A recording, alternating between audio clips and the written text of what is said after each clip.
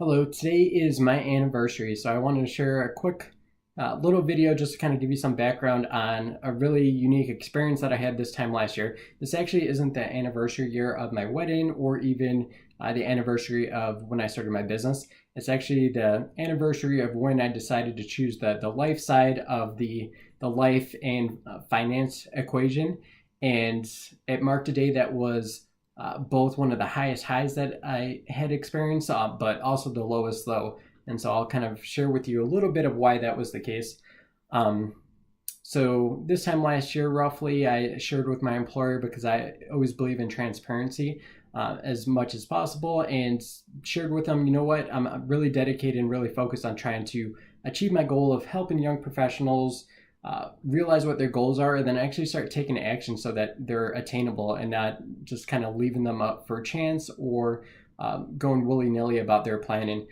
So something I'm very passionate about, something that's in my months of business, I've been able to kind of validate, yep, I'm adding a lot of value for these people, and their alternatives are not really out there other than them doing it themselves, which obviously that's not the case for everyone. Not everyone has the time or the capacity to be able to do these things themselves. So it was super important for me to launch my business. But after I had that conversation, super supportive, thought that that 2 months was going to play out as far as that 2 months notice I gave.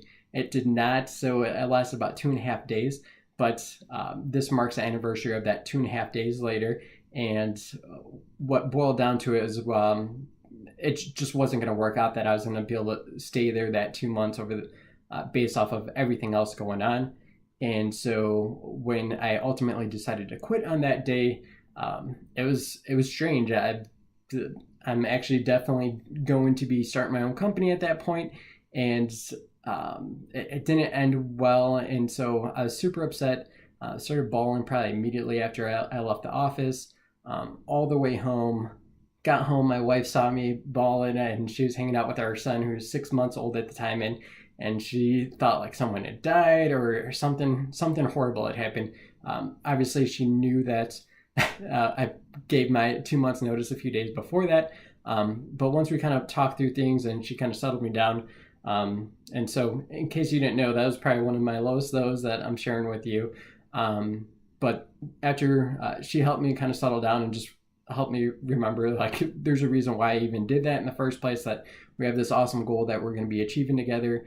And so we went for a little walk to the mailbox, and I got a package from a company that I kind of partnered with to kind of help get me launched and get all my compliance paperwork and all that stuff in order.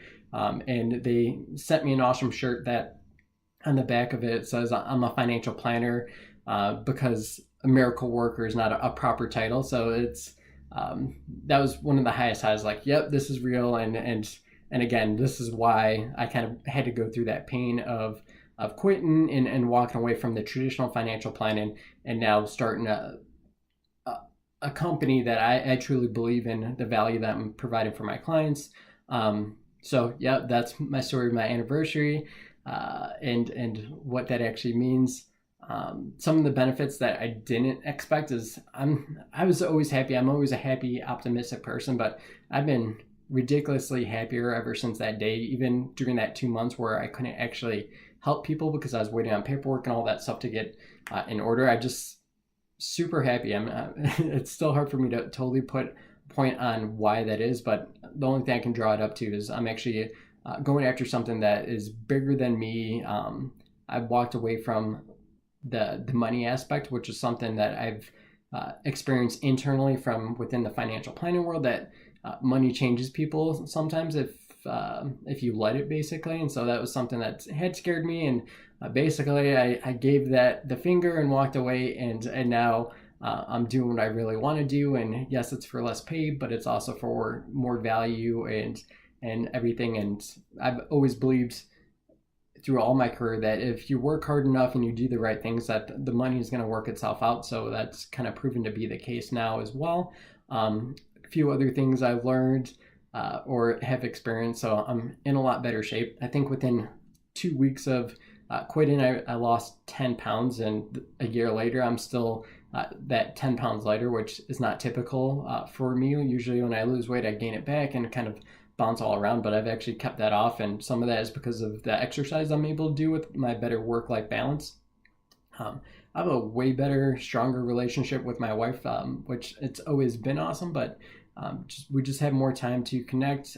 We're both kind of heading in this goal. We're in this ship together, right?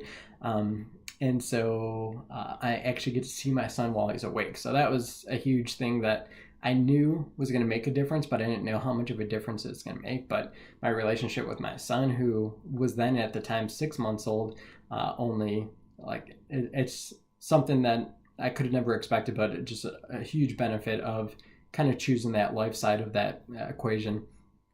I've also grown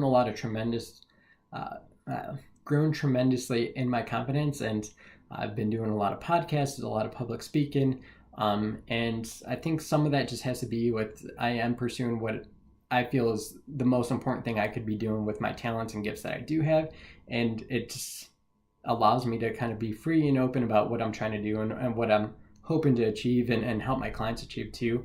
And one tough thing that I had initially early on was the imposter syndrome of like, who are you to be owning your own business or trying to be helping people when all these other advisors that were telling me that this can't be done, that it's not a sustainable business model, that it's not the smartest business decision. But then they would quickly try to offer me jobs and tell me to take over their businesses for them and how great it would be.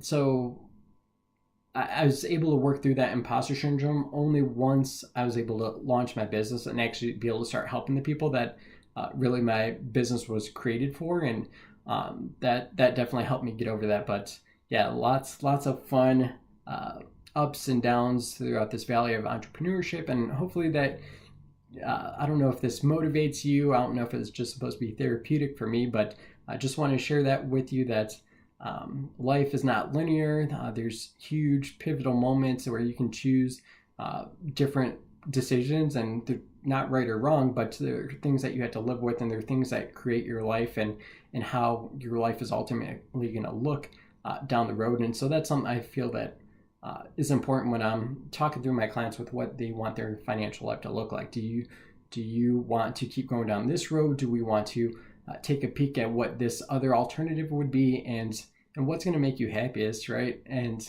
if maybe it is something where it's not that financial side of the spectrum, well, let's find out how we can make all those things jive together and work. And maybe you're not able to do it this year. Maybe you have to wait 2 or 3 years like I had to before I was able to start my own company.